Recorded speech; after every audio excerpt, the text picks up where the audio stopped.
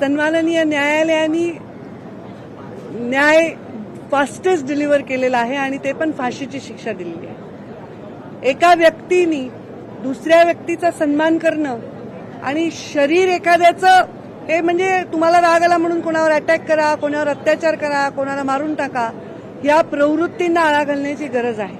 आणि हे मी जो निर्णय आहे तो एक स्त्री म्हणून सुद्धा त्याबद्दल मी समाधान व्यक्त करते। पण तरी पण त्या कोवळ्या जीवाचा जो जी त्याच्यावर अत्याचार झाला त्याच्याबद्दलची माझी संवेदना ही सदैव कायम राहील।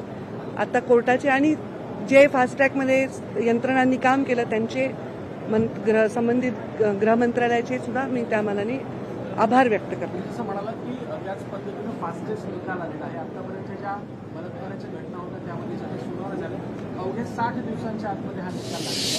कोर्टानं आरोपीचा प्रयत्न पाहतो तो याहून अधिक मोठ्या शिक्षेसाठी पात्र होता, परंतु आपल्याकडे फाशी हे एकच प्रावधान आहे। म्हणजे कोर्टाची पण जी भावना आहे मी तेच सांगते की कधी कधी एखाद्याला शिक्षा ठोठावल्यानंतरही अजून शिक्षा करावी वाटावी असा एखाद्याचा गुन्हा असेल तर ती भावना कोर्टानेही व्यक्त केली आहे आणि ती सगळ्या राज्यातून व्यक्त होत आहे।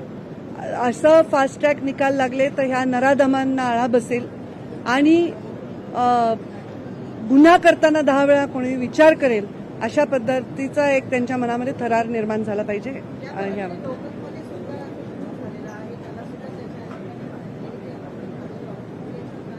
कुठे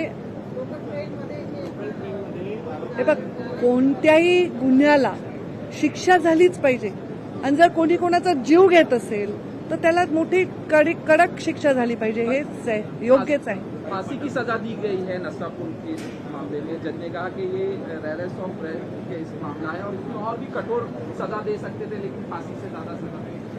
मैं नसलापुर मामले में संवेदना और बहुत शोक व्यक्त करती हूं क्योंकि ऐसी घटना एक लोकशाही मराठी ऐका, पहा, जागरूक रहा।